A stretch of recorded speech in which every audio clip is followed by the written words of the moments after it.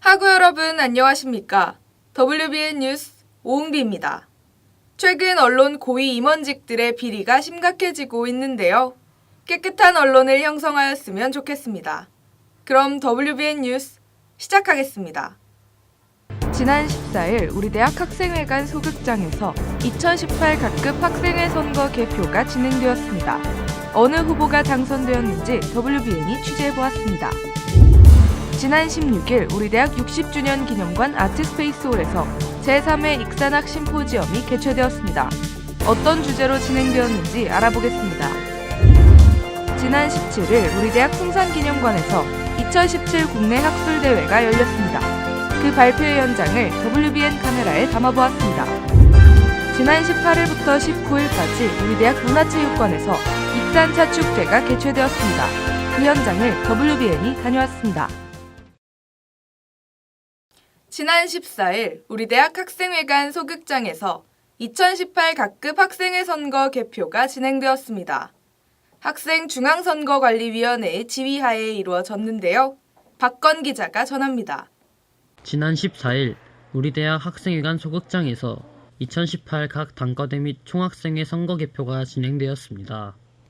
제49대 중앙선거관리위원회가 주관한 이번 선거는 우리가 주인이 되는 선거라는 슬로건과 함께 공정한 선거를 강조하였습니다. 오후 9시부터 오전 1시 30분까지 진행된 이번 개표는 여학생회 후보 불출마로 인해 총학생회의 선거 개표만 진행되었습니다. 그중 이번 총학생회 선거는 총 6,739표 중 기호 1번 유이승 정소희 후보 4,116표, 기호 2번 임민수 안재희 후보 1,594표, 무효표 1,009표로 기호 1번 유이승 정소희 후보가 당선되었습니다. 각 단과대학 선거관리위원장분들이 같이 공정하고 누구나 다 납득이 가능할 수 있도록 같이 협조를 해주셔서 다행히 아무 사고 없이 잘 끝난 것 같아서 너무 뜻깊게 생각하고, 그리고 이제 당선된 후보자분들은 이제 말씀하신 공약에 대해서 꼭 이행해 주셨으면 좋겠다고 생각합니다. 이번 선거를 통해 학생들의 목소리에 귀 기울이는 49대 총학생회가 되었으면 좋겠습니다. WBN 뉴스 박건입니다. 지난 16일 우리 대학 60주년 기념관에서 제3회 익산학 심포지엄이 개최되었습니다. 다양한 연구진들의 발표로 진행되었는데요. 김남수 기자가 보도합니다. 저는 지금 제3회 익산학 심포지엄이 진행되고 있는 원광대학교 60주년 기념관 앞에 나와 있습니다. 프라임 인문학진흥사업단과 익산학 연구소가 주관한 이번 행사는 근대 익산 농업의 형성과 일본인 익산 농업의 구조로 진행되었습니다. 본 행사는 임승배 익산학 연구소장의 개회사를 시작으로 양운영 원광대 명예교수 기조 강연이 준비되었으며 1부와 2부로 나뉘어 다양한 연구진들의 발표와 토론이 펼쳐졌습니다. 그중 원도현 원광대 교수는 근대 익산의 사회 구조와 변동 과정에 대한 발표를 통해 다양한 참여자들의 관심을 끌었습니다. 일단 기본적으로 우리가 익산의 정체성, 그것을 알고 그것이 과연 무엇인가를 알고, 그래서 그거를 알기 위해서 이제 익산의 과거를 되짚어보고, 그다음에 익산의 현재 미래를 좀 설계하는 게 우리의 그 시작이자 출발점인데, 이번에는 그 농업을 일제 강점기 시대에 익산의 농업과 그 일본인 등등에 대해서 한번 되짚어보는 것이었는데, 이번에 참 많은 새로운 사실을 알았어요.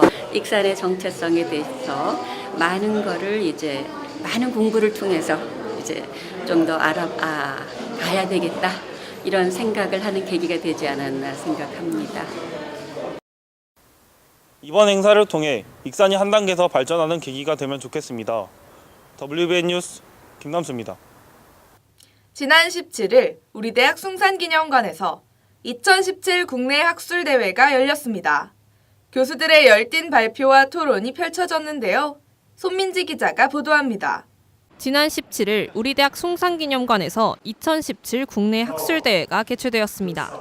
원광대학교 한중관계연구원이 주관한 이번 행사는 동아시아 경제 공동체의 새로운 모색 주제로 이루어졌습니다. 또한 김진병 한중관계연구원 부원장의 개회사를 시작으로 다양한 연구진들의 발표와 토론으로 진행되었습니다. 그중 이성우 제주평화연구원은 동아시아 다자공동체 구상의 대안을 강조하여 경제 불안의 현실적인 문제에 대한 구체적인 해결 방안의 중요성을 언급하였습니다. 이번에 한중관계연구원에서 지난해에 이어서 두 번째로 여는 동아시아 경제 공동체에 대한 모색이 되겠습니다. 여러분도 잘 아시다시피 동아시아는 최근에 세계의 중심으로 떠오르고 있습니다.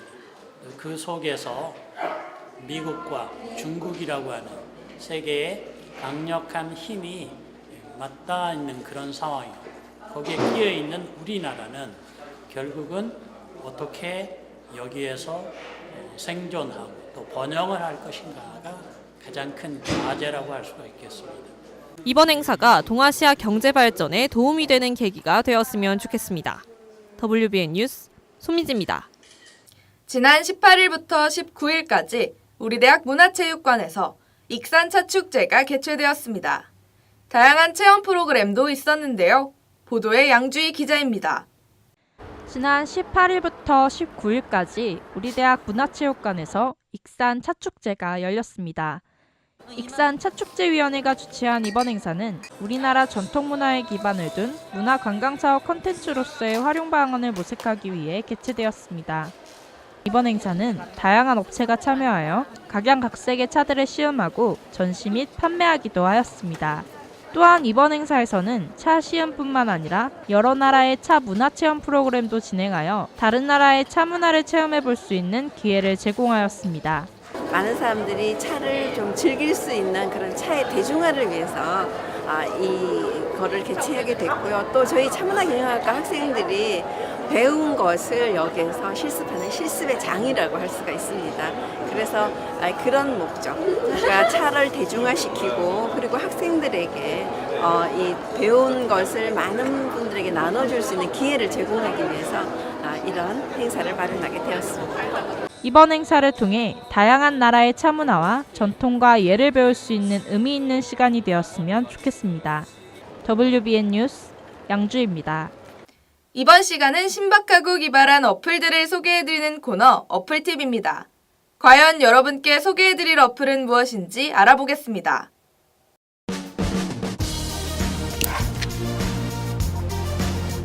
안녕하세요. 이번 주 어플팁 MC를 맡은 박건입니다. 제가 이번 주 소개해드릴 어플은 알리익스프레스라는 어플인데요. 쉽게 말해서 해외 직구 어플이라고 보시면 될 것 같아요. 먼저 회원가입을 하시면 카테고리를 고르실 수 있는데요. 원하는 상품을 검색을 하면 관련된 상품들이 나오는 방식입니다. 제가 한번 휴대폰 케이스를 검색해 볼게요. 다양한 상품들이 나열되어 있는데요. 또 상품들을 산 후기들도 있어서 믿고 구매하는 편이에요. 우리나라에서 사는 것보다 대부분 저렴해서 자주 이용하고 있습니다. 그리고 거의 대부분 해외 배송임에도 불구하고 무료 배송이라는 점이 좋은 것 같습니다. 이렇게 간단하게 어플을 살펴보았는데 저는 5점 만점에 3.5점 드리고 싶습니다. 그 이유는 다양한 나라의 물건을 집약하여 살 수 있는 게 편하고 어렵게만 생각했던 해외 직구를 간편하게 살 수 있어서 좋은 것 같습니다.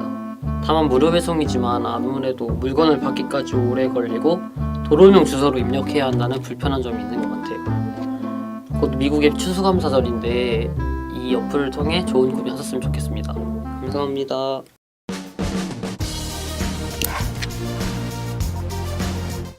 최근 지진으로 인한 피해 우려가 심각해지고 있는데요. 안전에 유의하시기 바랍니다. 시청해주셔서 감사합니다.